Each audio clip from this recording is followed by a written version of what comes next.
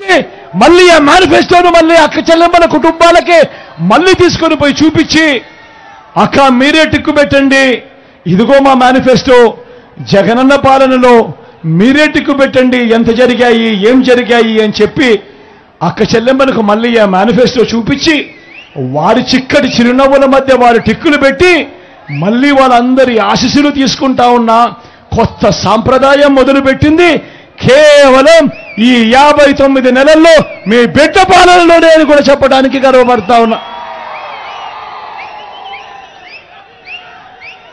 మరి గతంలో ఎప్పుడు జరగని విధంగా ఇలాంటి మార్పులన్నీ కూడా ఈరోజు మన ప్రభుత్వ హయాంలో ఈరోజు కనిపిస్తూ ఉంటే ఈ పెద్ద మనిషి చంద్రబాబు నాయుడు గారు ఒకసారి ఆలోచన చేయమని అడుగుతా ఉన్నా.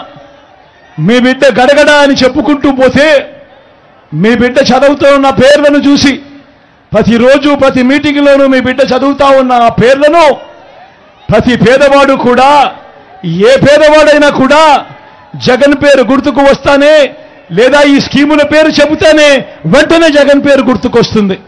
కానీ అదే 14 సంవత్సరాలు ముఖ్యమంత్రిగా చేసిన వ్యక్తి చంద్రబాబు 3 సార్లు సీఎంగా చేశారు అని చెప్పుకుంటాడు.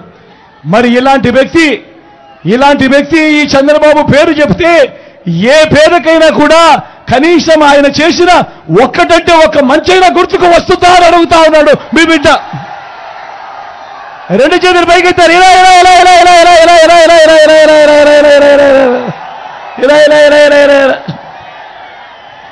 మరి 14 ఏళ్ళు ముఖ్యమంత్రిగా చేసిన వ్యక్తి 3 సార్లు సీఎంగా చేశానని చెప్పుకుంటున్న ఈ వ్యక్తి పేరు చెబితే ఏ పేరుకైనా కూడా కనీసం ఆయన చేసిన ఒక్కటంటే ఒక్క స్కీమ్ అయినా గుర్తుకు వస్తుందా అని అడుగుతా ఉన్నాడు మీ బిడ్డ.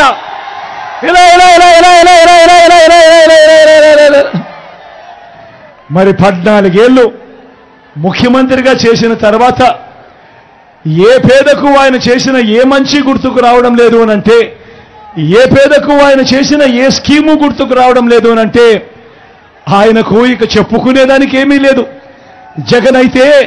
జగన్ పేరు చెబితే ఇన్నిన్ని స్కీములు గుర్తుకొస్తాయి ప్రతి పేదవాడికి, ప్రతి అక్క చెల్లెమ్మకు, ప్రతి అవ్వాతాతకు, ప్రతి రైతన్నకు, ప్రతి పిల్లాడికి గుర్తుకొస్తాయి.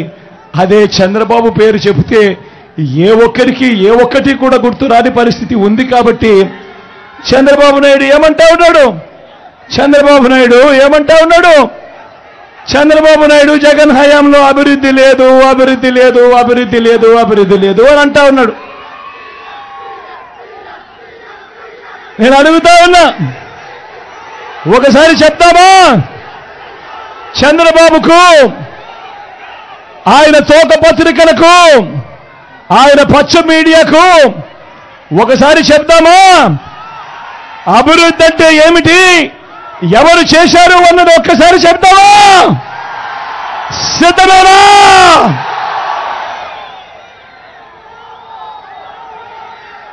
రాష్ట్ర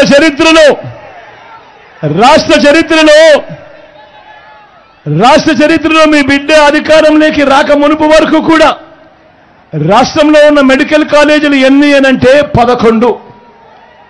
ఈ 59 నెలల్లో మీ బిడ్డ కడతా ఉన్న మెడికల్ కాలేజీలు ఎన్నో తెలుసా?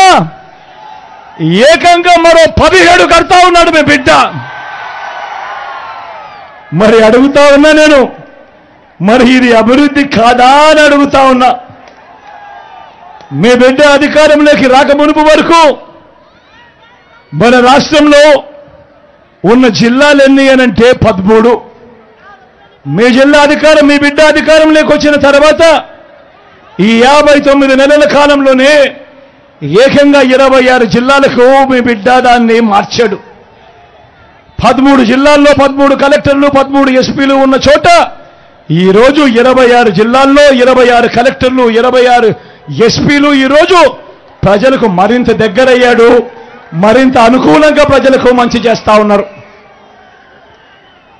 మొట్టమొదటిసారిగా రాష్ట్రంలో ఇప్పుడు ఊహించిన విధంగా మొట్టమొదటిసారిగా 3 రాజధానుల దిశగా అడుగులు వేసింది కేవలం ఈ 59 నెలల కాలంలో మీ బిడ్డకు మాత్రమే ఆ ధైర్యం ఉంది అని చెప్పి కూడా చెప్పడానికి గర్వపడతా ఉన్నాడు.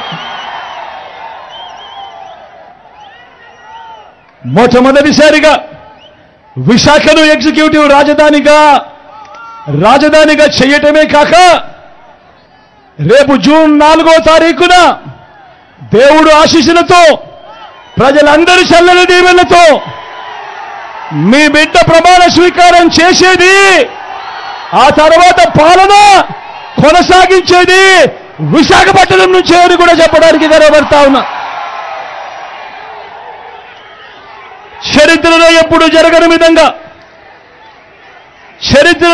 జరగని విధంగా రాష్ట్రం మొత్తం మీద దశాబ్దాలుగా మన దగ్గర 4 లొకేషన్లో 6 సీపోర్ట్లుంటే ఈ 59 నెలల కాలంలోనే మీ బిడ్డ కడతా ఉన్నది మరో 4 సీపోర్ట్లు కడతా ఉన్నాడు మీ బిడ్డ.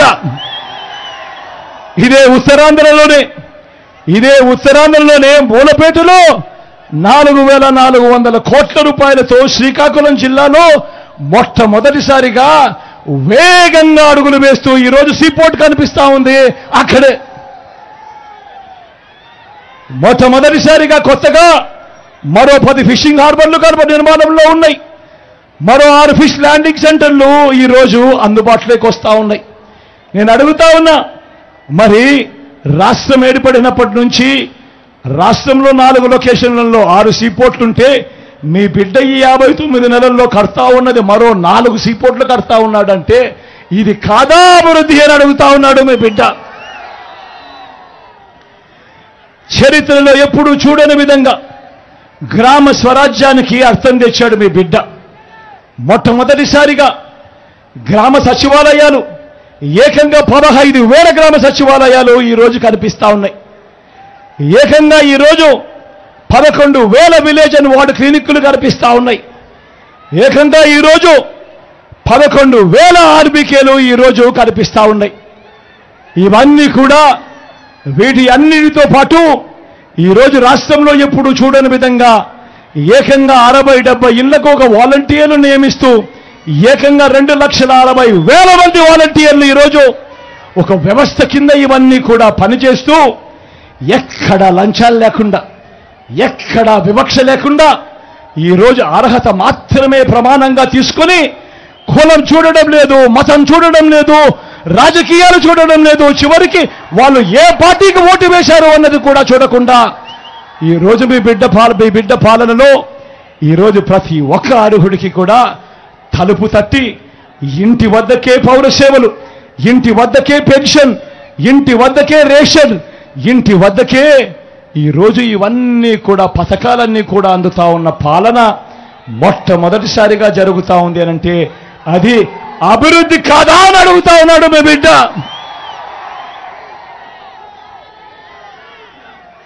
ఉద్దానం సమస్య మనమే చూస్తా ఉన్నాం. ఉత్తరాంధ్రలో మనం అందరికీ కూడా తెలిసిన విషయమే.